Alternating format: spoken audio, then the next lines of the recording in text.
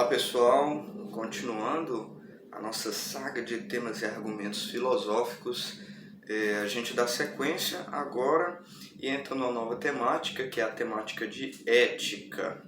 A gente vai pensar agora sobre essa ideia de certo e errado, né? Como é que a gente pode refletir sobre isso na nossa vida, algo que é tão forte, a gente tem sentimentos tão poderosos quanto a isso. Primeiro vamos começar com uma coisa que a gente costuma ouvir bastante na sociedade, que seja uma frase, assim, uma afirmação sobre certo e errado, né? Matar pessoas inocentes é errado, um tipo de princípio, digamos assim. Vamos pensar um pouco sobre esses princípios, vamos usar isso como ponto de partida, né? Primeiro, nesse princípio, né, matar pessoas inocentes é errado, a gente pode ter duas dificuldades para começar a refletir, ou pelo menos entender isso, né? Primeiro, pessoas inocentes. O termo inocente aqui ele pode ser problemático, né? Quem a gente pode considerar inocente? Quem diz quem é inocente, né? Tomei o exemplo da temática passada, quando a gente refletiu sobre livre-arbítrio, sobre, né, o avião que está no meio de uma guerra, o avião solta uma bomba ali e mata todo mundo de uma cidade, né, destrói uma cidade toda. Né? É errado isso que esse avião fez no meio de uma guerra? Né? É errado isso? Bom, primeiro, se isso não for errado, né, se não for errado essa atitude numa guerra, parece que primeiro a gente tem que justificar por que todas aquelas pessoas não são inocentes, não é? Como justificar, inclusive, pessoas que não queriam participar da guerra, pessoas que discordavam de que os países deveriam entrar em guerra e estavam ali naquela cidade, né? Como é que a gente justifica que os civis, aqueles que não são os militares que estão em guerra, né? Que os civis não sejam inocentes, né? Esse é o primeiro problema. Um segundo problema que a gente pode ter é da própria noção de matar ser errado, né? Pense aí um exemplo de uma pessoa que está no leito de morte, as nossas melhores técnicas para tentar salvar a vida dessa pessoa são insuficientes, a gente não consegue fazer mais nada, a gente está vendo que essa pessoa tem uma doença que vai se alastrar ali, vai gerar um sofrimento muito horrível, muito pior do que a pessoa já está sofrendo, etc. A pessoa não consegue mais se expressar como antes, etc. Está vendo uma vida de profunda tristeza. Ali a pessoa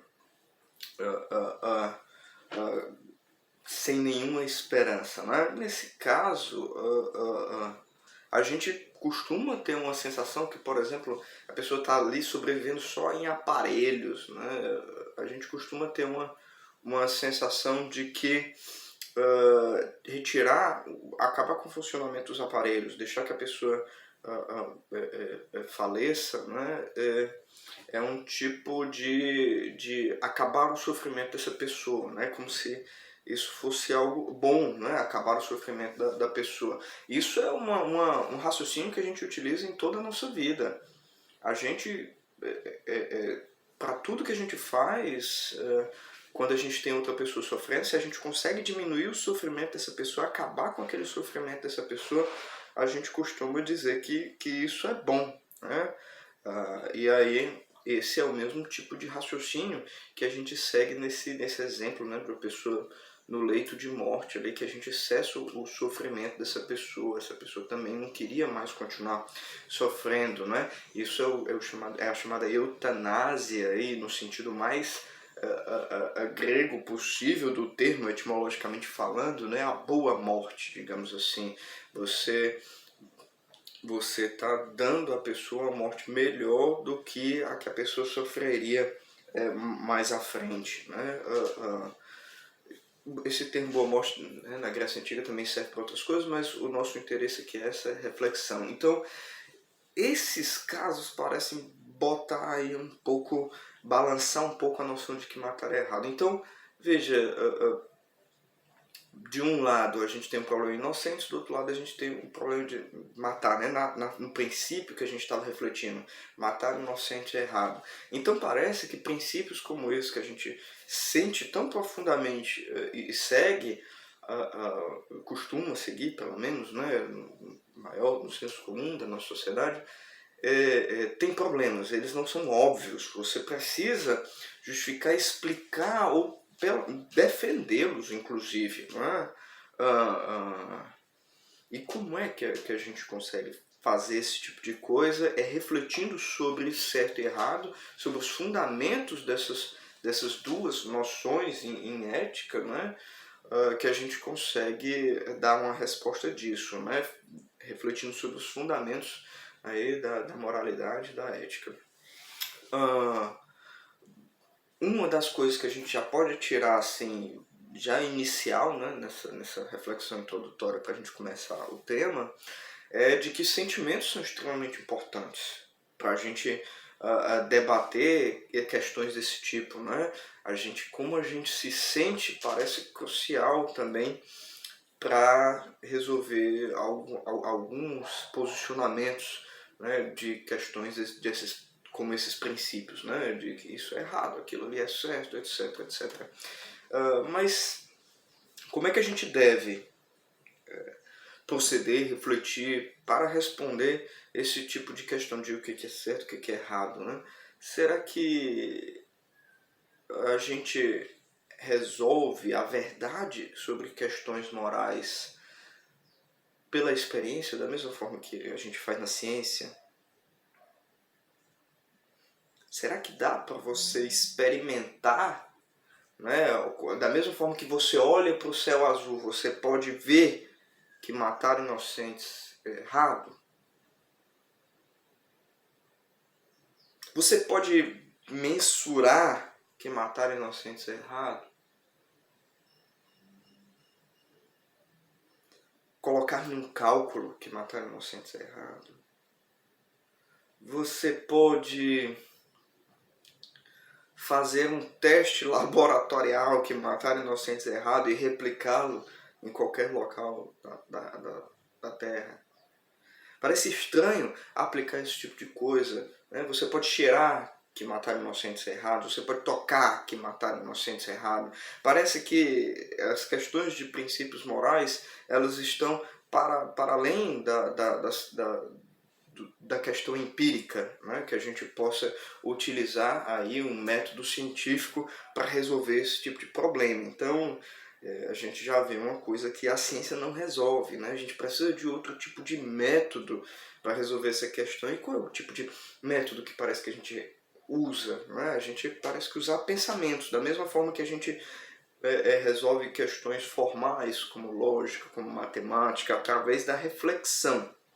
Você não vai fazer empiria e utilizar metodologia científica para isso, tá? Da mesma forma de ciências da natureza, por exemplo, né? Tudo bem, a gente vai ter aí muito da metodologia de ciências sociais, né? Que podem ajudar a gente, mas parece que essas questões elas são ainda anteriores, elas são inclusive fundamentos para o discurso dessas outras ciências, não é?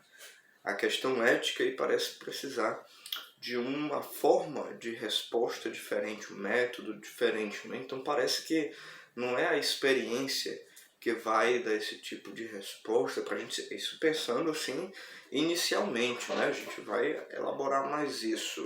Parece que são pensamentos que resolvem questões formais e por isso daí a gente pode, né, fazer alguma relação com os nossos sentimentos também, né? Porque não é olhar o céu azul, não é o sentimento que você tem sobre o céu azul que determina a verdade do enunciado do céu é azul. Não é porque você gosta da sensação que você tem que é verdade que o céu é azul, né? São coisas diferentes. Então, embora a experiência pareça não revelar a verdade sobre questões morais, os pensamentos parecem ser o caminho para isso, né? Então a gente vai precisar aí fazer algumas distinções. Primeiro a gente vai precisar fazer uma distinção clássica, que a gente vai pensar a seguir, a distinção clássica, que é de fatos e valores, né, e o que está por detrás dessa distinção, para depois a gente ver posicionamentos mais fortes sobre, né, princípios morais, né, questões morais, duas grandes posições, duas grandes vertentes, que é o de realismo e o emotivismo, né. Mas para a gente chegar nesses pontos, a gente precisou ter essas noções básicas, né? É uma coisa que a gente pode tirar, parece que a gente vai precisar de uma outra coisa além das experiências e como é que a gente faz isso, né? Então aqui a gente tem as bases aí do problema ético, né? De como é que a gente resolve isso, para em seguir a gente refletir sobre fatos e valores, realismo e emotivismo.